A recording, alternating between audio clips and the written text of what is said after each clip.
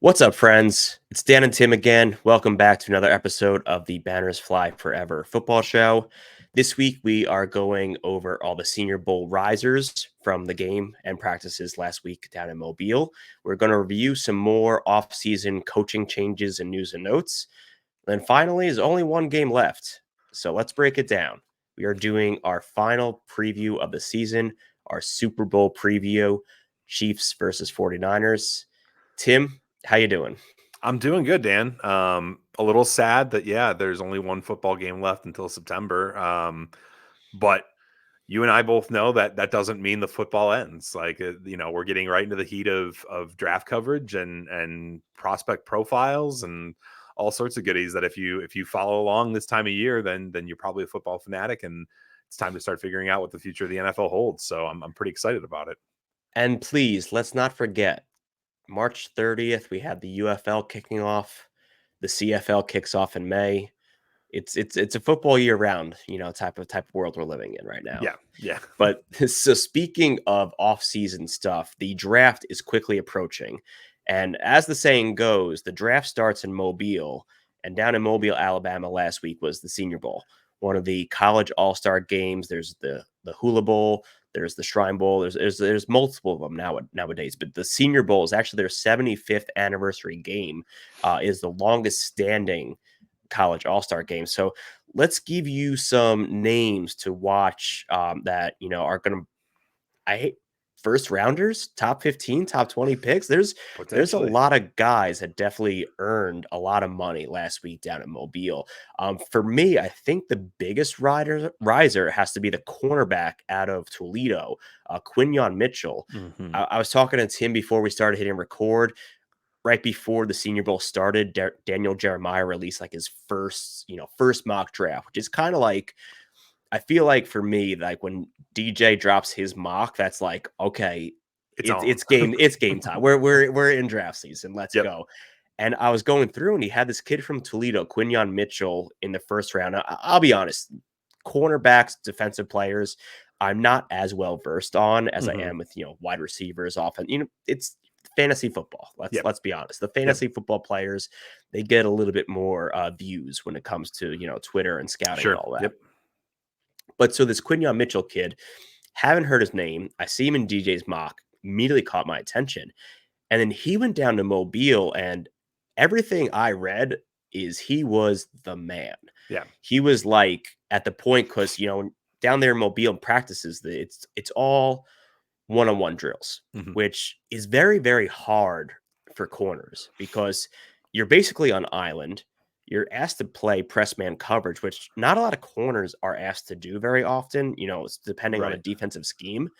And you don't have any help. There's no safety over the top. There's no linebacker across the middle. It's literally just one-on-one, and you have no idea where that receiver is going. So it's very, very hard to stand out and look good at the corner position. Right. But Mitchell was locking guys down.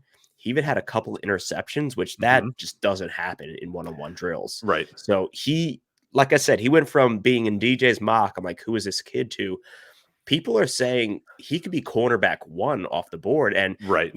corner is the one position that unless you have two or three, it is a need for your team. So Hmm. what, top 15, top 12? I wouldn't be Yeah. surprised. I mean, it's interesting because this cornerback class has some interesting names in it, but it's been kind of hard to just determine who the number one guy is in the very early draft process. But Kool-Aid McKinstry from Alabama is in that mix. Nate Wiggins from Clemson is in that mix. But kind of seemingly out of nowhere for a lot of people, Quinyon Mitchell is making a name for himself, and that's what's awesome about the Senior Bowl. I mean, like that's what's so cool is these guys get to go, and a kid from Toledo who wasn't playing in one of the Power Five conferences, that maybe wasn't being seen as one of these top guys, has a big game, or not big game, but big practices against a lot of really talented college players, and it's like, yeah, this kid can play. I was reading about how he was defending against Roman. Oh my gosh, from Michigan. Roman Wilson. Roman Wilson. I was sitting there going Mitchell. I'm like, they don't have the same last name. Roman Wilson. And they were going back and forth, going like, if Mitchell would get the best, it would be like 1-0 and 1-1. Yep. And like, I love that competition factor. And like, you could just read it in any of the tweets or anything that everybody was talking about. Just like, this kid loves to play. He's out there having fun, and he's going to be an asset for some team. So he made huge leaps for himself and probably made himself a ton of money this past week, which is And awesome. Great for him. And the one thing, like, because I was down there last year, and the one Yep. thing you don't really get out of these reports is the player interactions on the Yeah. sidelines. Like, there is a point where the one-on-ones become like, kind of player control. The coaches aren't really, and like they're calling each other out, and like we talk about it all the time, wide receivers and corners, they come off as, arrogant and cocky, Sure. but it's you have to be very mentally tough for that position. Yeah. It's the type of position where you can go out and have 10 really, really good reps, but if you blow coverage and give up a 70-yard touchdown, Mm-hmm. that's all anybody remembers the next day. So you have Exactly. to have the mental fortitude to erase that stuff out of your mind. And like Absolutely. Mitchell was just like, pointing like, you're up, you're up. And it got to the point where these kids are there for business and they want to Yeah. get good tape on film. Yep. And some of the guys, they kind of like hide in the back. They're like, "Oh, let me go behind you," so he doesn't even know I'm here, so he doesn't call me out. So, Yep. um, yeah, like the camaraderie, the gamesmanship out of it is very big. But Mitchell made Absolutely. himself a lot of money. Another Absolutely. player who I think is a big riser is going to be the Oklahoma tackle Tyler Guyton. Mm-hmm. Um, Kind of like corner, tackle is the type of thing in the draft where unless you have two good ones, you're kind of always, flipping the cards over to see if you're going to hit, 21 with a Yeah. tackle. Yeah. And Guyton is a kid who actually went to Oklahoma as a tight end recruit.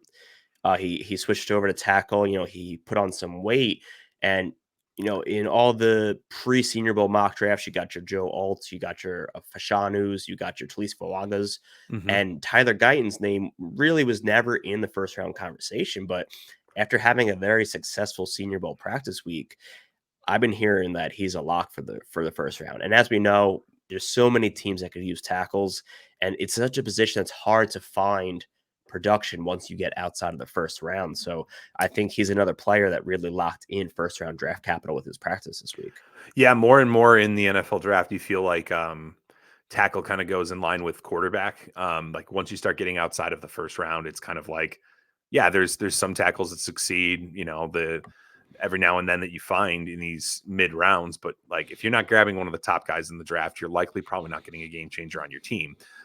So getting yourself first round draft capital is always great. And these teams are going to see a guy that has a good Senior Bowl and practices well against a lot of the top competition in college. And Guyton did that early in the week. He wasn't able to finish the week, but early in the week he was great. And that's going to go a long way. I mean, like having that tape against top competition is enough for some teams to be able to go like, look, we can invest in this guy, early 20s in the draft here, late first round even, but like, early 20s somewhere in there, and go, all right, this is gonna be a building block for us. And the nice part about that is if you go to one of those teams, it's typically one of the teams that has a decent roster around it. So you're, becoming an anchor, and you have a lot of guys to learn from that are within the roster. So it's not going to some team that had like a 3-13 season or 3-14 season or something like that. You're going to a team that was like a playoff team. So, it's great for him. On the offensive line, the other name that I kept hearing, well, at least early in the week before he left because he was doing so well, was Jackson Powers Johnson from Oregon. And center isn't usually the position that everybody starts going crazy on, but it was just like, every single thing I heard out of this camp was just he's dominating everybody that he's going up against. And he is a big boy at 330 something pounds, and he looks just as fast as anybody else that's out there. And it's one of those guys that, like, when you think of some of the teams that have really, really great centers in the league, it's usually a team that has a really good offensive line. Like, a great center, like a Jason Kelsey, a Frank Ragnow, like these Creed guys are Humphrey on the Chiefs, absolutely. Creed Humphrey, young who was player. a late first round pick. Like, redefined what the Chiefs offensive line looked like. And that's going to be huge for some team. And so I think he was a guy that people were saying, maybe he'll creep into the first round. And now I'm hearing like, yeah, late teens, early 20s is probably where he's going to go. He's made himself a lot of money as well this Yeah, weekend. because also Tyler Linderbaum on the Mm-hmm. Ravens was Yep. drafted just 2 years ago. I think like Exactly. top 25th, I think. 26, yeah, Yeah. 25, top 25, top 26 pick. And like you said, like center is really like the anchor of the offensive line. And offensive line, I always like to say it's a weak link position. Like Yep. say you have okay, let's look at the Tennessee Titans, for example, because Right. I think this is a good show of that. Sure. Peter Skoronski, the rookie last year, he had a great year, Yep. very good left guard. Even Yep. talks moving up to left tackle. The Titans still had one of the worst offensive lines in the Mm-hmm. league because offensive line is only as good as your weakest position Exactly. because the defense is the one with the advantage where they can change their scheme, they can Yep. change their blitz packages Stunts, to anything. Yep. yeah, it's stunts to target one specific part of the Mm-hmm. offensive line. Yep. So it's great having, two all Pro Bowl tackles, but if your interior is, subpar, you're going to get bull rushed by defensive tackles all day. So Absolutely. And as it's mobility really a becomes bigger in quarterbacks, I think having a good interior offensive line is really huge too, yeah. because guys are able to step up into the pocket when they're getting, when the tackles are getting beat around the edge. But if the interior is getting bull rushed and you're just, it's coming right up the middle of the pocket, it's hard to be a good quarterback. So yeah. Yeah, exactly. Um, then finally, the other players we want to talk about were a couple wide receivers. Georgia's Lad McConkey had a really good week at the Senior Bowl. Mm-hmm.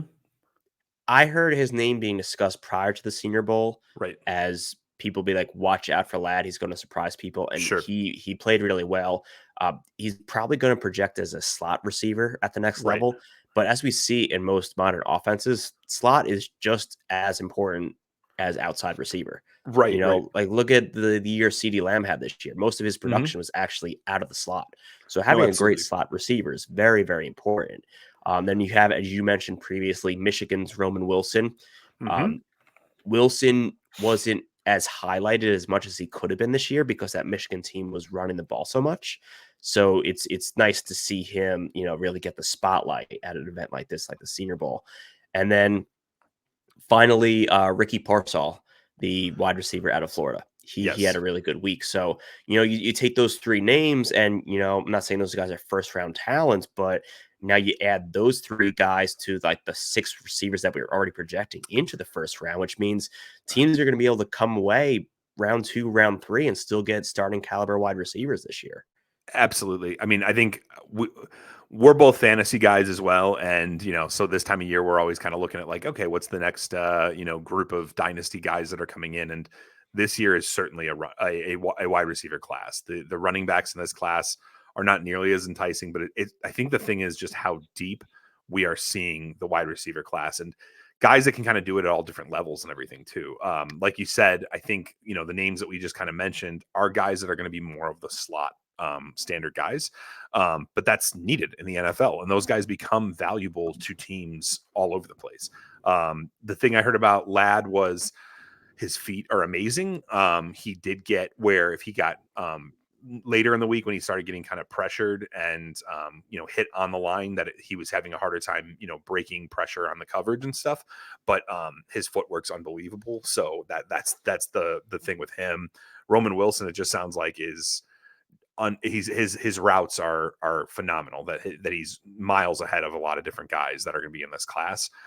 So it's just, again, every time that the Senior Bowl comes along and these names start coming out, it gets really, really exciting because it's like, man, there's a ton of talent. Like we all know the Marvin Harrison Juniors and the Malik Neighbors and the Roma Dunzes of this class, but these are the guys that are really exciting because if you're a team that's in need of a wide receiver in the NFL right now, the second and third round is going to have a lot of different guys in here. And I mean, this isn't even getting into all of the other guys that are in this class.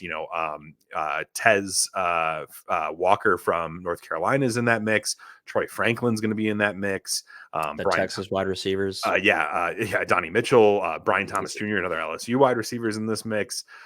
Even like Malachi Corley from Western Kentucky is going to be in this mix. There's just a lot of different guys.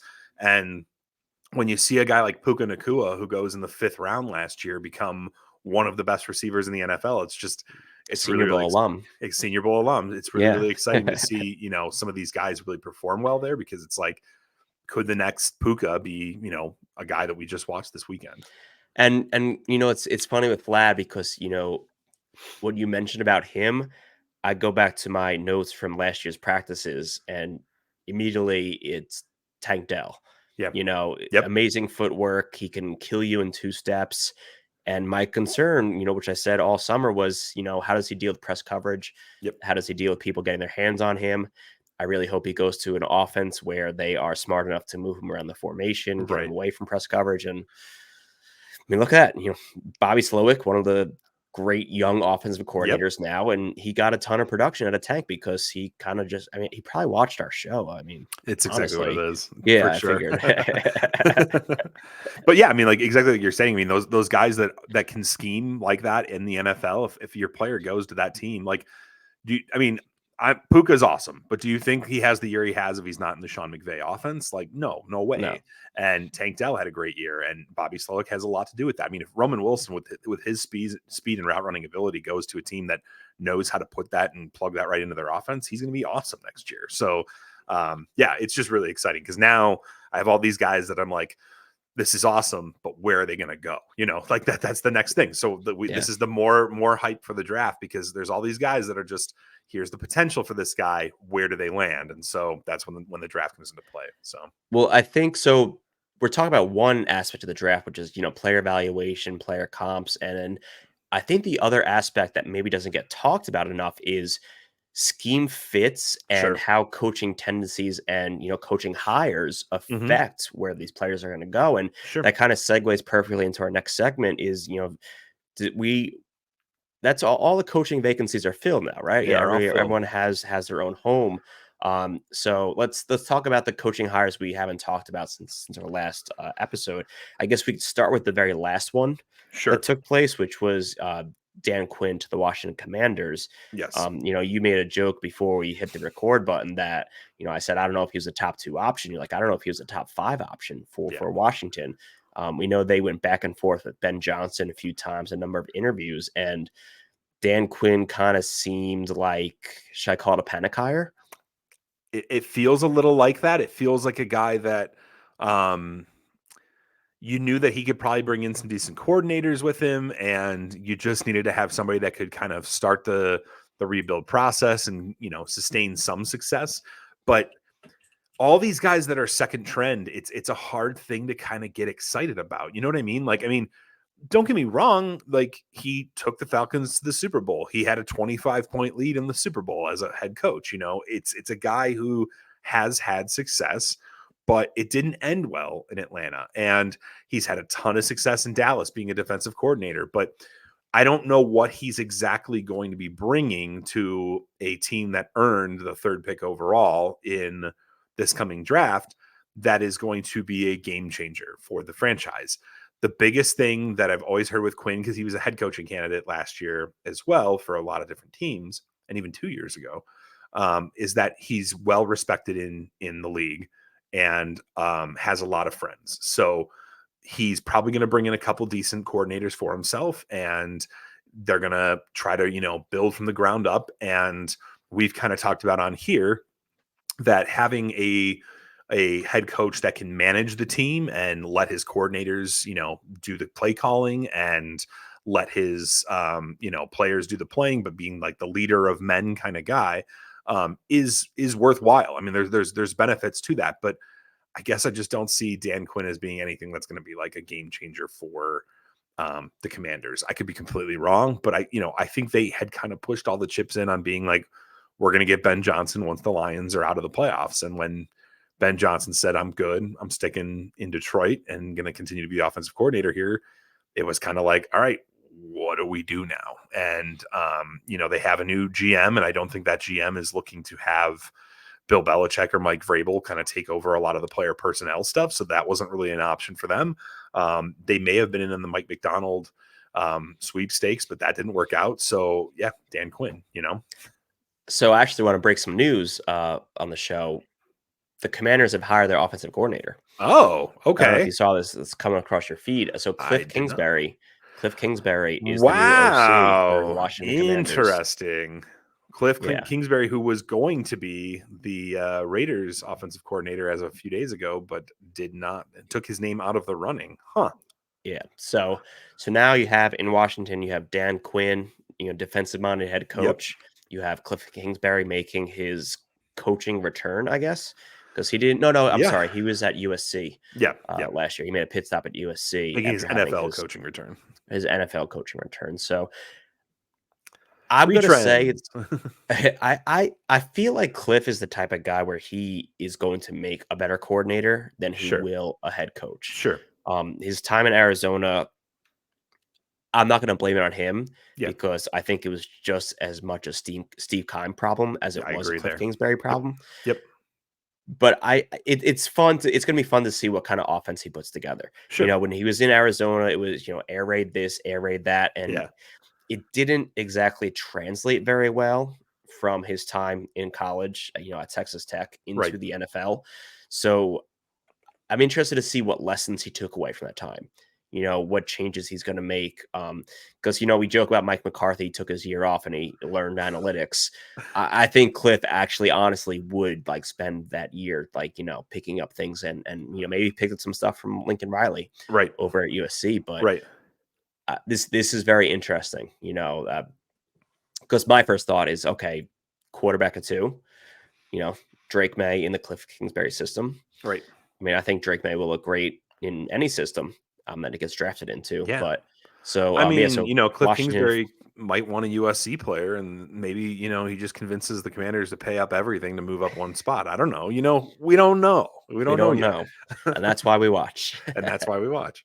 That's an interesting hire. But again, I mean, this is Dan Quinn comes in, and I mean, Dan Quinn famously had Kyle Shanahan as his offensive coordinator the year the Falcons went to the Super Bowl. I mean, like, he's able to bring guys in and form a pretty good coaching staff, and that's a lot to be said. Like that's not an easy thing to do. There are coaches that guys don't really want to play under or coach under and don't really want to have to, put their name onto that wagon. There, if this coach gets fired, then I'm screwed.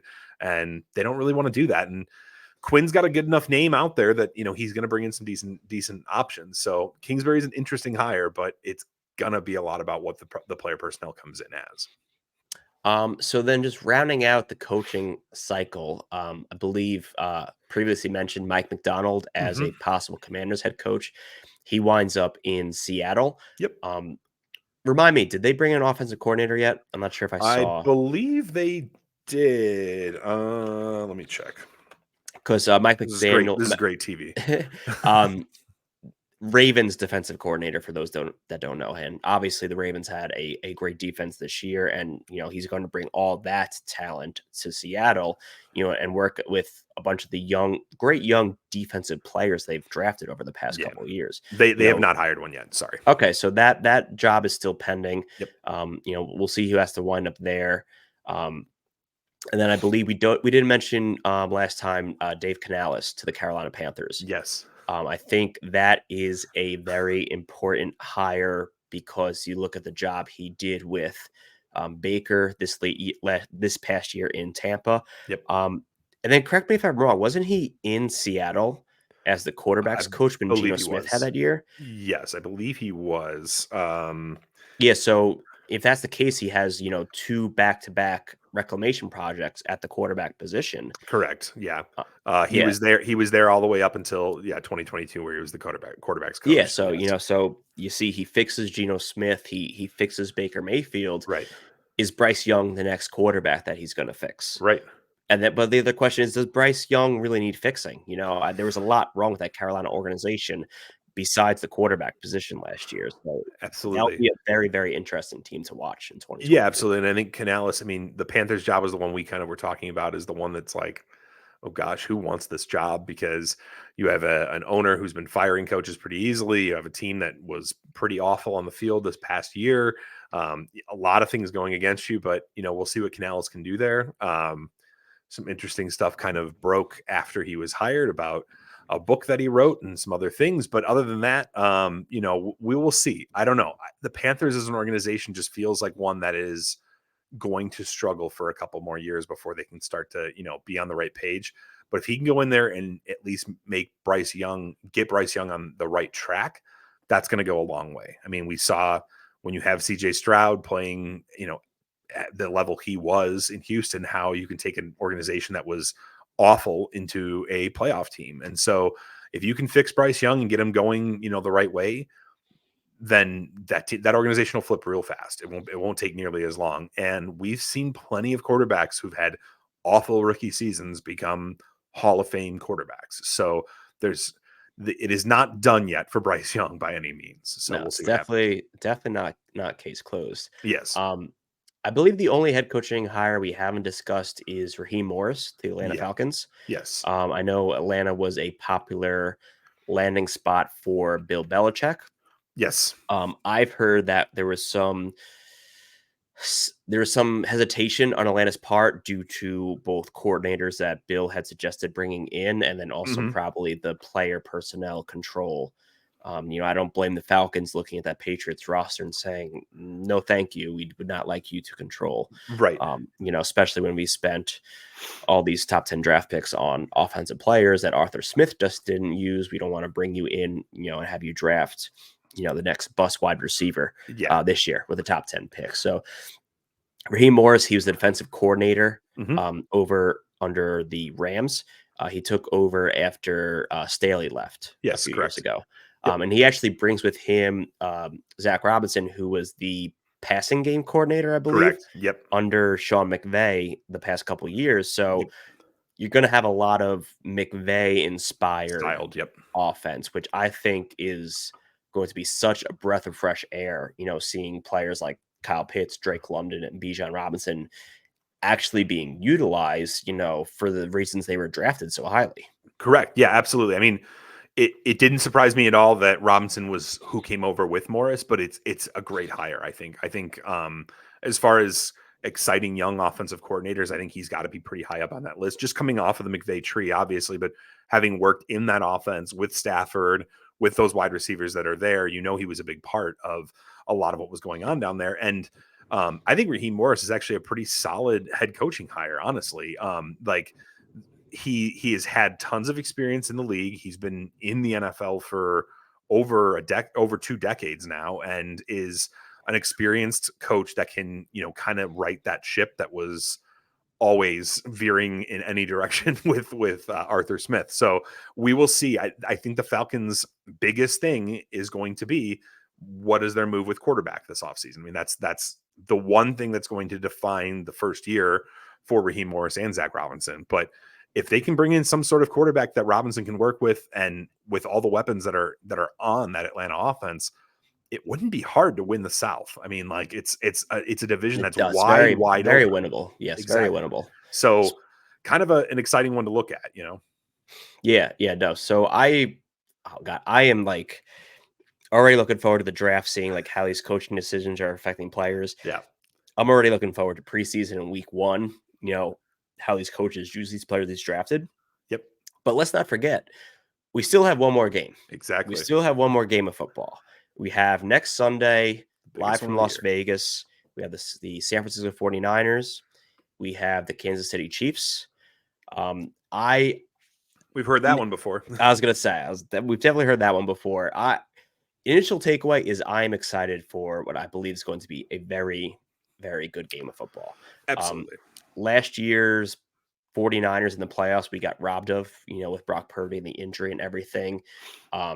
2019 Niners, they had the Jimmy Garoppolo problem, so I'm looking forward to seeing this 49ers team.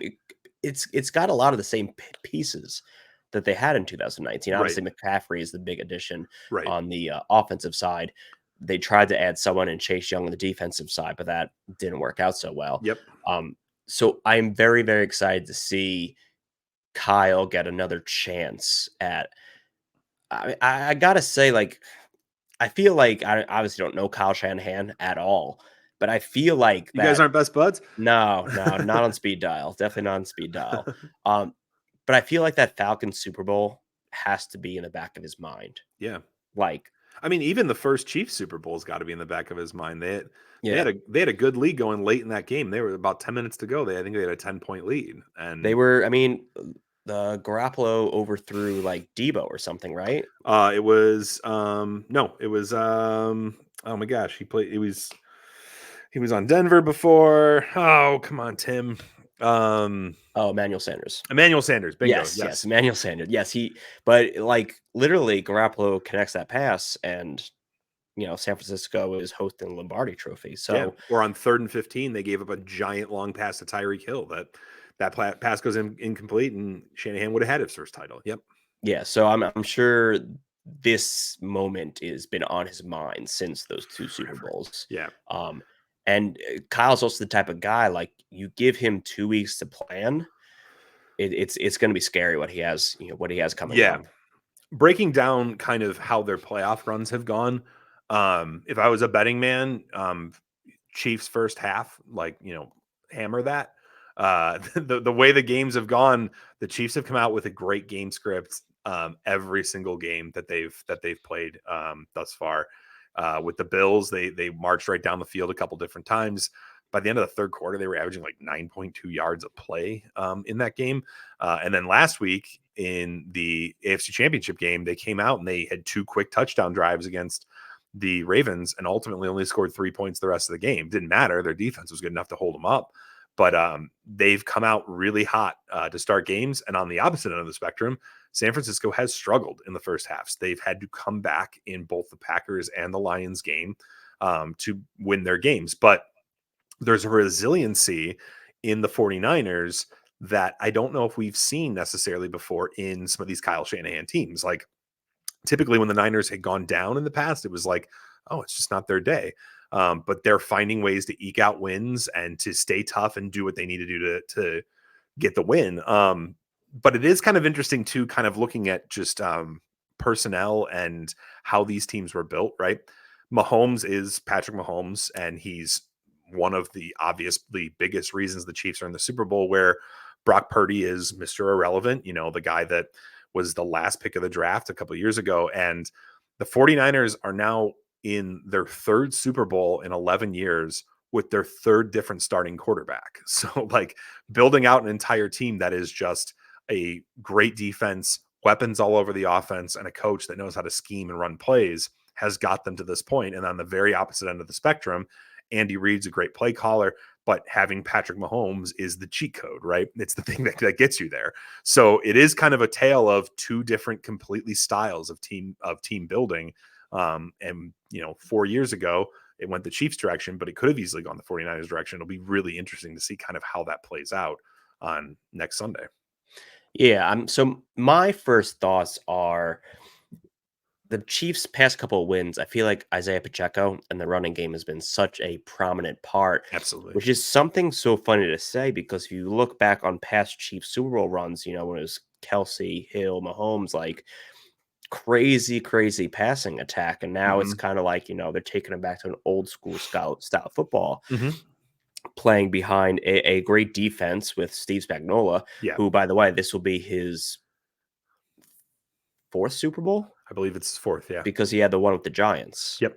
Yeah, Exactly. yeah. So, um, which I mean, I guess Spags is just happy being a defensive coordinator He's because doing great at it. now that I'm thinking about it, I can't remember hearing his name in the head coaching news cycle Yeah, I at all the think past couple of years. I want to say just that, his original head coaching experience, going so poorly, maybe it's just he's like, look, I'm good just doing the defensive coordinator thing. I don't need to go be a head coach again. Like with the Rams, it went very poorly. So yeah. So yeah, so like I said, my first thought is Isaiah Pacheco and the way he's been playing, and I feel like you can run on this 49ers defense a bit. Yeah, absolutely. They've given up over 100 yards rushing each of their playoff wins. Yep. So I don't know. I feel like Kansas City is going to lean more on that run than a lot of people are Sure. expecting. Sure. And you think of a home Super Bowls, you think of like his big throws and everything. But Mm-hmm. I think Kansas City is really going to just control the ball, run it, and rely on that defense to really win them the game. Absolutely. Isaiah Pacheco, sneaky MVP prop bet. Because I mean, honestly, like if he can get 150 yards rushing and a couple of touchdowns, that seems totally in the realm of possibility. Honestly, just Yeah, yeah, they could just lean on him and just go, look, I don't want to have Shanahan with the ball. We're going to control the clock. We're going to make sure that we're driving down and getting points every possession that we're in. We're going to make Brock Purdy hit every throw that he's going to throw tonight, and we're going to manage this game, because it's kind of what they did last week with the Ravens. They just made sure that they were in the game, managing it, taking care of the ball when they had it, not turning it over, and played it brilliantly to beat the Ravens in Baltimore. I think the biggest X factor is going to be what San Francisco defense shows up. Most of the season, we were talking about them as being one of the best defenses in the league, and they have not shown it yet in the playoffs. But the one thing that is different with the Chiefs versus the Packers and the Lions, the Packers and the Lions have a lot of speedy players on their offense in their personnel. I mean, you look at kind of up and down what the wide receivers are on those teams. You add Jahmyr Gibbs to the mix for the Lions. It's a lot of guys that are, quick, and getting past the 49ers secondary a little bit more than they would like. And the Chiefs run a little different style of an offense than they have in the past, without having a Tyreek Hill with them. It is kind of more dink and dunk down the field, hitting the wide open guy, finding the soft spots in the zone. And Mahomes is amazing at it, but it is a totally different set of personnel that they're going to be going against. So if the 49ers defense shows up, I just can't see any, like, if they're showing up in some manner that they're holding Mahomes to under like 24 points, I feel pretty good about the Niners, but I just don't know if they're going to be able to do that, because the way that the Packers and Lions scored points, you would think Mahomes is going to take advantage of them. yeah. And when I think about stopping Mahomes, you think about that Super Bowl that he lost to Tom Brady and the Buccaneers, and it's all about getting to Mahomes without blitzing him, Right. because everyone knows you don't blitz Patrick. He has No. way too much game sense. Yep. That you take a secondary player away, he's going to torch you. So it's going to be getting pressure with their 4-man front, which I think they can do, but it's going to rely heavily on Nick Bosa having like a career type of game. Like, I think honestly for the 49ers, the most important player might be Nick Bosa next Sunday. Sure. Probably Nick Bosa and maybe even Fred Warner. I mean, being able to cover the middle of that field, because if Travis Kelce has a game at all, like I can't imagine the Niners being able to win. But like, we were like about to, throw the dirt on top of the Kelce casket, oh, it's finally over. He's done. He finally got too old. And then like the playoffs show up and he's like, nah, I'm still Travis Kelce. Look, like I'm going to just score touchdowns every game and look awesome again. And so if the linebackers for San Francisco can keep the Kelce totals down and make Mahomes have to rely on hitting, the MVSs and Rashee Rices, and is Kadarius Toney playing, receivers? Based off the story that leaked before the Ravens game, I don't think we're going to see Kadarius. Do they even bring him to Vegas? I don't know. He was practicing last week, but I don't know if they like will. You can't bring a man like that to Vegas. Yeah, someone's a man who Urban Meyer famously said we wanted to draft, but we had to take Travis Etienne instead, and he was all angry about it. Like the 2-year career that's gone, or 3-year career that's gone on here has been funny. But yeah, I don't see if you take Kelce out of the equation, it's going to make things a lot harder for Mahomes to be able to move the ball. He'll still be successful. They'll still find ways to score points, but having Kelce, covered and in check is going to make things a lot harder. And this is a Chiefs team that we've kind of all year been like, yeah, it's not the Chiefs teams of old, but they're still finding ways to win, it's just, they still find ways to come out on top. So I'm still like waiting for that game where you're like, no, the Chiefs are kind of, not exactly what they were, but Mahomes just keeps winning, man. Like, I don't know how you bet against him right now.